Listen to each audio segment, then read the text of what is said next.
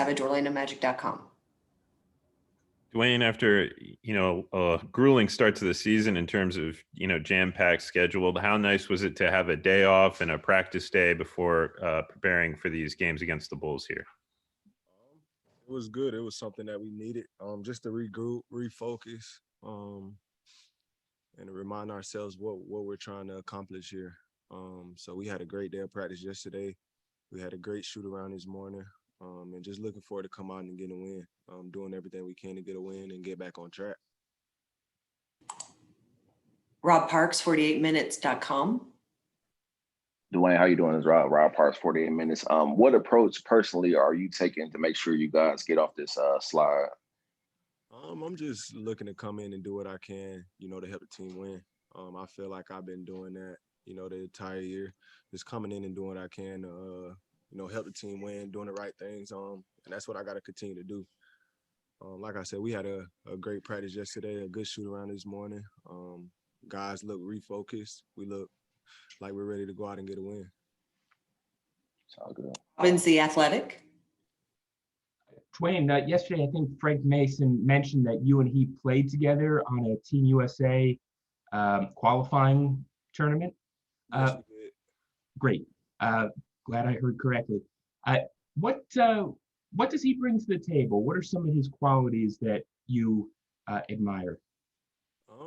He's gonna play hard. I know guys seen that all the way back at Kansas. Plays hard. A winner. Gonna compete at the highest level he can. Gonna bring some grit. That's a guy that can get into the ball, make plays for others. Everybody kind of knows his game, and if he comes in and just do what he's supposed to do to help us, and we can do what we're supposed to do to help him, then we should be fine. Dan Savage, OrlandoMagic.com. Dwayne, obviously it takes time to build chemistry, over the time you're getting used to playing alongside, Terrence Ross, Kem Birch, now with Frank Mason also coming into the mix. Just how much potential does that second unit have to be a big lift for this Orlando Magic team?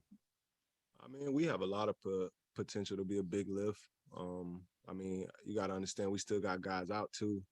That could potentially help our second unit as well. But, even with the guys being out, we still have enough to be a big lift for this team now. And we just got to get it all together. And once we do, we'll be fine. It's a long season. We have a lot of games. It's still kind of early in the season. But, as time goes on, we'll grow. Josh Robbins, The Athletic. Dwayne, Chuma came back just recently and played well. What's your sense of some of the things that he offers the team and what he does well? He can defend. He can make shots, obviously, as you guys seen. He's trying to learn and get better every day. And the injury that he had is not, it's not easy to come back from and just start playing. But once he gets very, very comfortable, you can still see he's kind of a little nervous and stuff, but he had a big injury, so that's expected. But once he gets very, very comfortable and relaxed on the court, then he'll be fine because he can make shots and defend some of the best players. He really can defend, and that's just what we're gonna need from him, especially with that second unit. Dan Savage. Wayne, you've been in a few of these, back-to-back games against the same team now. What are some of the unique aspects of doing that, and what have been some of your takeaways from participating in those type of games early this season? It's a quick turnaround for sure.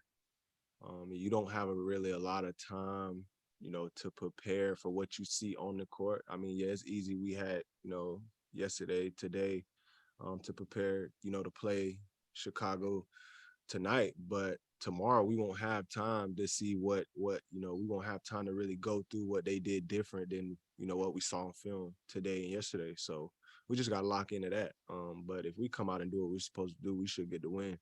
And then tomorrow we just got to wait on that day tomorrow and take care of that when it's time. Josh Robbins. Dwayne, Patrick Williams of the Bulls is the latest FSU guy to be drafted. Seems like your time there really kind of started to kick off FSU's impact on the league. What does it mean to you to see the program that you helped build bring so many people into the league like this? It's a good feeling. You know, and I don't know if I really had an effect on that. I just chose the school that, you know, I was most comfortable with, that, you know, those guys believe in me. Those guys actually help kids there. And, you know, it's just falling into place. Since we've been there, every year we have had a guy.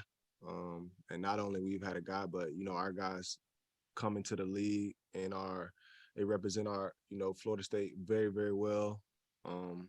But, you know, we just, you know, that's something that wasn't that big at Florida State. It wasn't a basketball school, so people said. So it's amazing to see, you know, a lot of different guys just end up in the NBA. Okay, last two questions here. Roy Perry, Orlando Sentinel. Morning, Dwayne. I know this is your first year with the Magic, you know, but being from Central Florida, I don't know how familiar you are with how much work the Magic does in the community. You've probably seen more of that as you've been here. In terms of how they're involved with Black History Month, you know, what do you think people can take away from that this year in regards to, you know, there being a little bit more, you know, there's a little bit more, I can't think of the word, but just a little more, you know, more awareness of it, I guess, is what I'm looking at. What can people take away from Black History Month now? I mean, you can.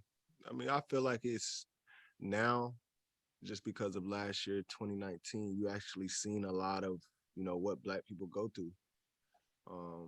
Like, you know, physically seeing it on TV or in the real world, like it's actually being shown. Things are being recorded, and that, you know, that's just the power of, you know, the internet. But for people to actually see what, you know, Black people go through and how they're treated and, you know, how things are, it's kind of tough, you know, for us because we already knew. But for, you know, our other colors to see what we've been going through, and, you know, some people are stepping up and saying that's just not right, no matter the color, no matter what color they are, and, you know, and actually accepting, okay, well, this is what they mean by Black Lives Matter, and stuff like that is, you know, I mean, it's kind of cool. It's been going on forever, but for people to finally realize it and take notice and have a say so in it, and, you know, want to help and want to make change, it's amazing. Especially here, these guys are all in. You know, the community here is great. I love being here, and it's just been, you know, everything. We've had Zoom calls about different scenarios, you know, all type of stuff. So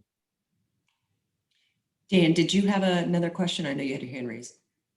Yeah, Dwayne kind of touched on it, but just to have the support of Steve Clifford in that aspect, with all the different Zoom calls, the game changers that they highlight at every game, you know, Michael Carter Williams' work, you know, Mo with voting, just how much have you seen since you've joined the team in terms of their effort in those areas?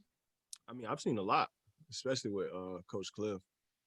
He is like, you know, anytime we have a practice, he's saying something about the matter or saying something about some type of matter that we're going through and that we're trying to fix. So, you know, when you got your head coach trying to really help and really believes that it should be changed, then, you know, it's kind of easier for us as players because we got somebody that's behind us for sure. Okay, great. Thank you so much, Dwayne.